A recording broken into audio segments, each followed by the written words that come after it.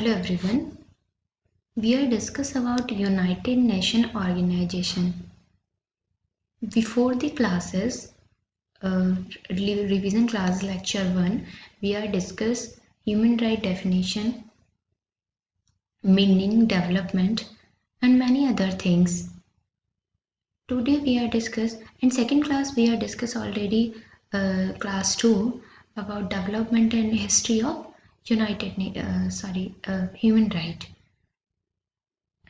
And the last class I'm saying about you I want to read about United Nation because sometimes UN having a question in your examination. United Nation Organization. What is the UN?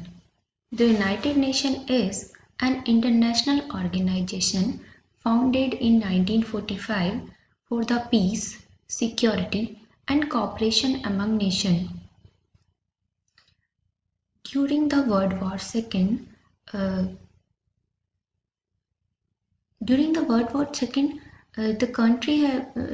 all country decided for talk with each other before they are collected in 21 countries in a organization with League of Nations. The mission and work of the United Nations are guided by the purpose and principle contained in the founding charter. Currently we have actually यहाँ पर 193 countries हैं जो आपकी member states हैं United nation में and headquarter अभी देख लेंगे कि कुछ कंट्रीज इसमें बड़ी हैं क्या and headquarters in New York city UN का हेडक्वार्टर न्यूयॉर्क सिटी में है और इसका स्थापना 1945 में हुई थी। अगर हम इसकी हिस्ट्री की बात करें, मैंने लास्ट टाइम भी बोला था लीग ऑफ नेशंस मैंने कई बार क्लास में भी पढ़ाया है। तो the league of nation was the predecessor to the UN, यानी यूएन से पहले लीग ऑफ नेशन आया था जिसे युद्ध का बालक भी कहा जाता है। It was founded in 1990 and was responsible for insuring peace and cooperation, same as peace and cooperation के लिए इसका एस्टैब्लिशमेंट किया गया था between world nation. World level पर The term United Nations was introduced in 1942 by Winston Churchill and Franklin D. Roosevelt.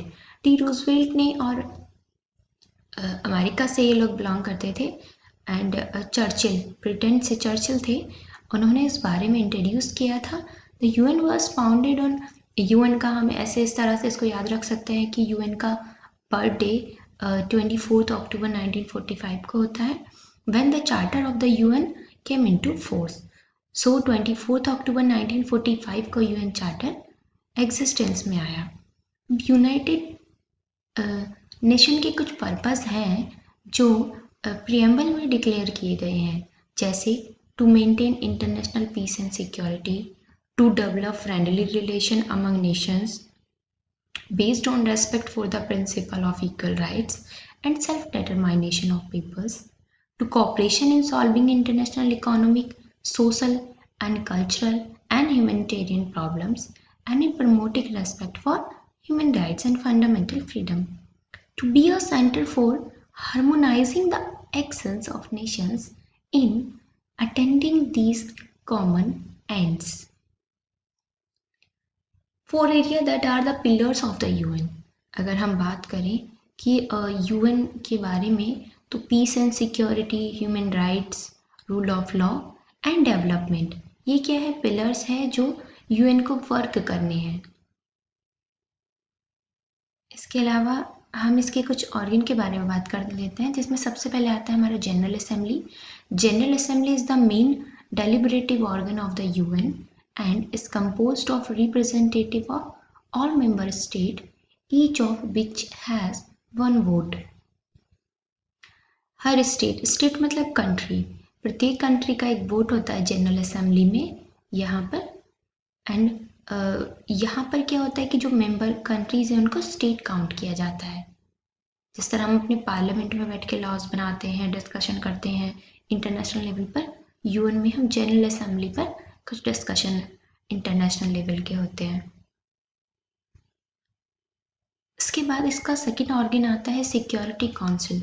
Under the charter the security council has primary responsibility for the maintenance of international peace and security. It has 15 members. Actually, it has 15 members. 5 members are permanent members and 10 members are non-permanent members. Each member has one vote. For example, हमें मसूद अजहर को international terrorist घोषित करना था, लेकिन China ने क्या किया कि उसको इंटरनेशनल टेररिस्ट घोषित ना हो पाए, उसके लिए अपना वीटो पावर का इस्तेमाल किया. वीटो पावर मतलब each and every country who have permanent membership have a right to veto power. So under the charter all member state are obligated to comply with council decision. इसके बाद इसमें आती है economic and social council. Founding UN Charter body established in 1946.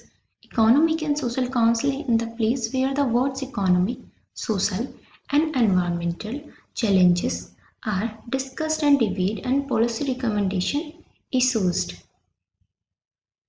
The next organ is Trustship Council. The Trustship Council was established to provide international supervision for 11 trust territories and to make sure that adequate steps were taken to prepare the territories for self-government or independence.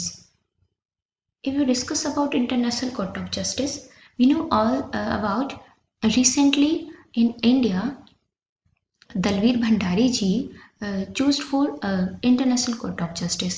They already appoint previous time. Actually, Dalveer Bhandari ji पहले भी international Court of justice के जज थे and दोबारा उन्हें चुना गया था. अगर हम बात करें ये कैसे चलता है, the International Court of Justice is the principal judicial organ of the United Nation. The court is charge with settling legal dispute between state and giving advisory opinion to the United Nation and its specialised agency. अगर हम बात करें यहाँ पे actually International Court of Justice में कुछ जजेस होते हैं जो रिटायर्ड होते रहते हैं, नए जजेस आते रहते हैं. कि 15 जजेस होते हैं जो हर 9 साल में रिटायर होते रहते हैं. सेक्रेटरीट, बान की मून भी जनरल सेक्रेटरी हैं, सेक्रेटरी जनरल हैं यूएन के. The UN secretary consisting of staff representing all nationalise working in duty stations all over the world carries out the day-to-day work of the organization. The Secretariat serves to other principal organ of the United Nations and administer the program and policies established by them. If we talk about regional offices, तो regional offices इसके headquarters हैं Geneva में, Vienna में और Nairobi में. कुछ special agencies भी हैं हमारे यूएन की. अगर हम बात करें स्पेशल एजेंसीज में जैसे आपकी WTO वर्ल्ड हेल्थ ऑर्गेनाइजेशन आती है, WHO, World Trade Organisation, FAO and UNICEF, EU, European Union. तो मतलब इसमें बहुत सारी ऐसी बॉडीज़ आती हैं, IMF, इंटरनेशनल म्यूचुअल फंड, ये सारे के सारे इसके स्पेशल ऑर्गेनाइजेशन में आते हैं. सो फ्रेंड्स, अभी आज हम UN तक ही से कंटिन्यू रखेंगे एंड UN के बाद हम नेक्स्ट क्लास में UN के कुछ चार्टर पढ़ेंगे जो ह्यूमन राइट्स से बिलोंग करते हैं. ह्यूमन राइट्स से UN के कुछ चार्टर कोरिलेट करते हैं जिससे हमेशा क्वेश्चन भी आता है. सो हम उसके बारे में पढ़ेंगे. फिर इंडिपेंडेंटली रिवीजन में 2-2, 3-3, 4 बार रिवीजन क्लास में, कंबाइंड क्लास में आपको पढ़ा चुकी हूँ, लेकिन हम UDHR के बारे में हर टॉपिक को हम दोबारा से पढ़ेंगे जिससे आपका रिवीजन कंटिन्यू रहे. So thank you very much and take care. Have a good day.